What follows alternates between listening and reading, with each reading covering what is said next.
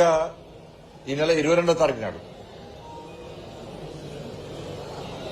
దేశవ్యాప్తంగా ఉన్నటువంటి 102 రైల్వే స్టేషన్లను అమృత్ భారత్ పథకం కింద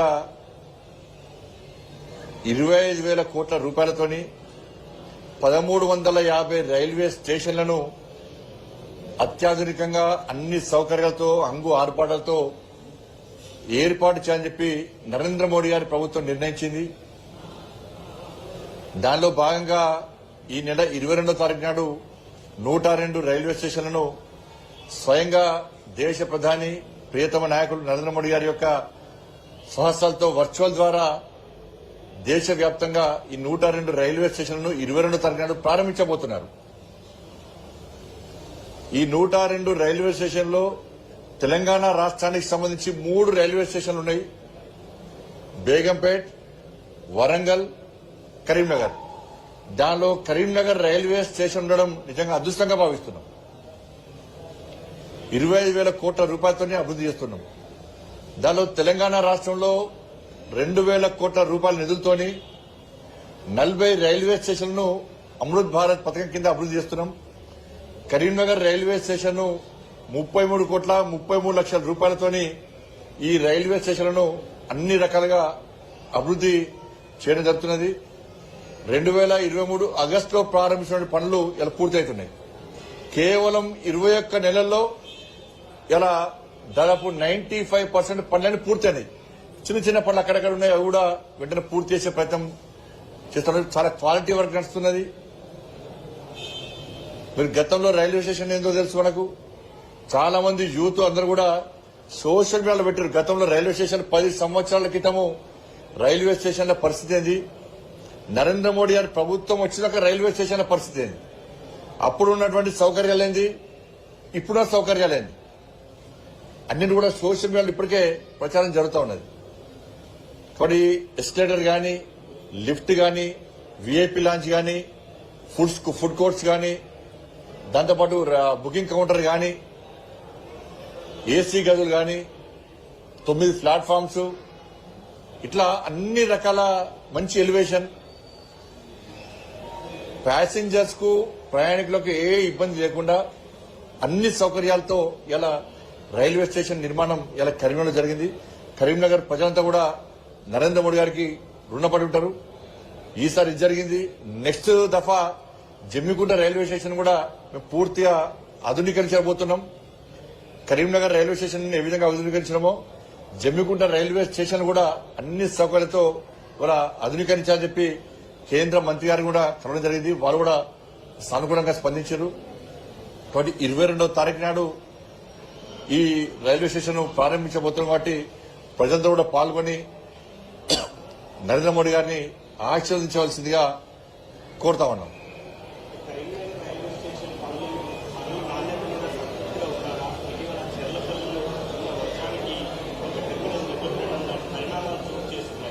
సరే, క్వాలిటీతో పనిచేయాలి. మాకైతే క్వాలిటీ కనబడుతున్నది. క్వాలిటీ పనిచేయకుండా సంబంధిత వాళ్ళ వ్యక్తులు చెల్లించుకుంటున్నాం. మేము క్వాలిటీ జరగాలని కోరుకుంటున్నాం. అటువంటి ప్రమాదాలు జరగకుండా కోరుకుంటున్నాం. కాబట్టి జరగద్దని మనం కోరుకుంటున్నాం. ఇప్పుడైతే క్వాలిటీగా జరిగినట్టు కనబడుతున్నది.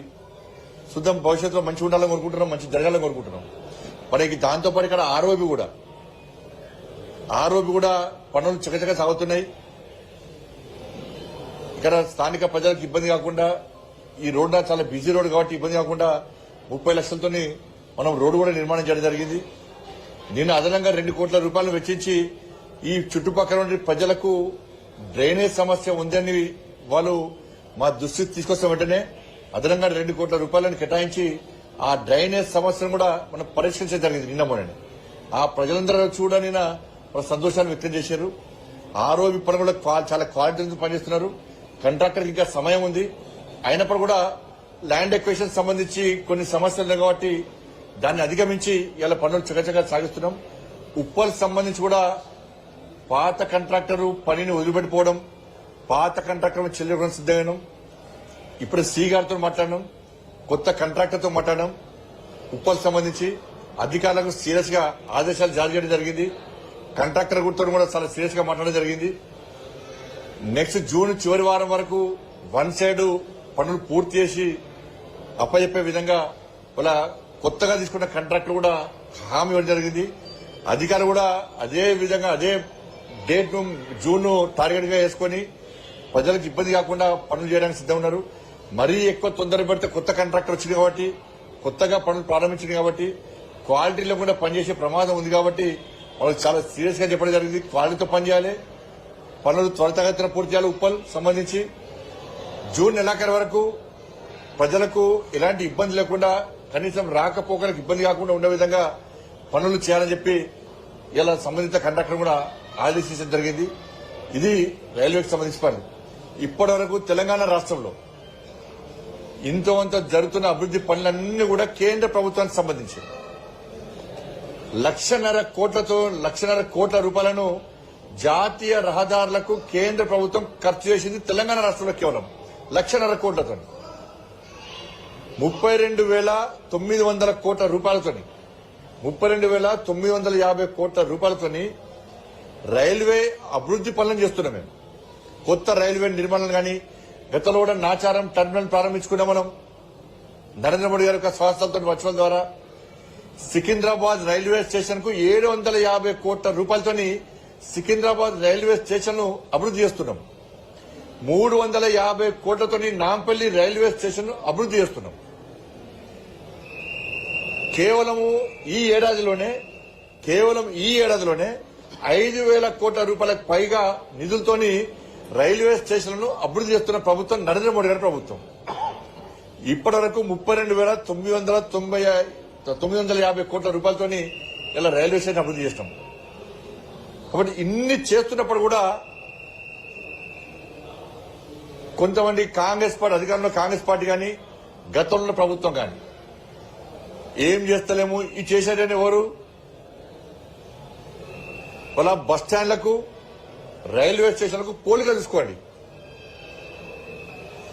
ఏ విధంగా క్వాలిటీ పనులు నడుస్తున్నాయి, త్వరితగతిన పనులు నడుస్తున్నాయి, ప్రజలకు అందుబాటులో పనులు తీసుకొస్తున్నాం. కాబట్టి 1,50,000 కోట్లు నేషనల్ హైవేస్ కోసం తెలంగాణ రాష్ట్రం ఖర్చు పెడితే కూడా మాకు ఏమి వేయలే అంటారు. 32,000 కోట్ల 950 కోట్ల రూపాయలు రైల్వే స్టేషన్ కోసం, రైల్వే నిర్మాణం కోసం అభివృద్ధి చేస్తాడు, మాకు ఏం చేయలే అంటారు. మరి సికింద్రాబాద్ కి ఇచ్చిన 750 కోట్లతో అభివృద్ధి చేస్తారు. అభివృద్ధి ఎవరిది? 350 కోట్లతో నాంపల్లి స్టేషన్ అభివృద్ధి చేస్తే ఎవరిది అభివృద్ధి? కరీంనగర్ లో 33 కోట్ల 30 లక్షల రూపాయలతో రైల్వే స్టేషన్ ఇంత అందంగా తీర్చిదిద్దే అభివృద్ధి ఎవరిది? ఒక ఈ సంవత్సరమే 5,000 కోట్ల రూపాయలతోని తెలంగాణ రాష్ట్రంలో రైల్వే అభివృద్ధి పనులు చేస్తే అభివృద్ధి ఎవరిది? అభివృద్ధి కాదా? ఇవి నిధులు కావాలి, పైసలు కావాలి. మీరు ఎన్ని బస్టాండ్లు అభివృద్ధి చేశారు? ఈ తెలంగాణ రాష్ట్రంలో మీరు చేసిన అభివృద్ధి ఏంది మీరు చెప్పండి. ఫస్ట్ మేము చెప్తున్నాం, క్లియర్ చెప్తున్నాం. మేము శ్వేతపత్రం విడుదలకు సిద్ధం. మీరు సిద్ధమా? కాబట్టి విమర్శలు మాని వాస్తవాలను గ్రహించి వాస్తవాలను ఒప్పుకోవాల్సిన బాధ్యత కేంద్ర ప్రభుత్వం సహకరిస్తున్నప్పుడు రాష్ట్ర ప్రభుత్వం కూడా కేంద్ర ప్రభుత్వాన్ని సహకరించాల్సిన బాధ్యత ఉంది. ఇవాళ ఆరోపి స్టార్ట్ చేస్తాం, ల్యాండ్ అక్విజిషన్ రాష్ట్ర ప్రభుత్వం సహకరిస్తలేదు, పని అయిపోతుంది. ఇక్కడ ప్రజలు ఇబ్బంది పడుతున్నారు. కేంద్రం నిధులు విడుదల చేసింది, పనులు ప్రారంభించినాం. ఎవరి వల్ల ఆగుతుంది? రాష్ట్ర ప్రభుత్వం వల్ల అవుతున్నది. కాబట్టి కేంద్ర రాష్ట్ర ప్రభుత్వం కలిసి ఉంటేనే అభివృద్ధి. కేంద్రం సహకరించడానికి సిద్ధం ఉంది, కానీ రాష్ట్ర ప్రభుత్వం మాత్రం నిత్యం విమర్శకే పరిమితమవుతున్నది. నరేంద్ర మోడీ గారిని తిట్టడం కోసము, కేంద్ర ప్రభుత్వాన్ని బదనాం చేయడం కోసం మాత్రమే సమయాన్ని వెచ్చిస్తుంది తప్ప కలిసి ఏ విధంగా అభివృద్ధి చేసుకుందాం, జరుగుతున్న అభివృద్ధికి ఏ విధంగా సహకరిద్దామని చెప్పి ఆ సోయిలో రాష్ట్ర ప్రభుత్వం లేదు. దీనివల్ల తెలంగాణ రాష్ట్రం నష్టపోతున్నది. నష్టపోకుండా చూడాల్సిన బాధ్యత రాష్ట్ర ప్రభుత్వం మీద ఉంది.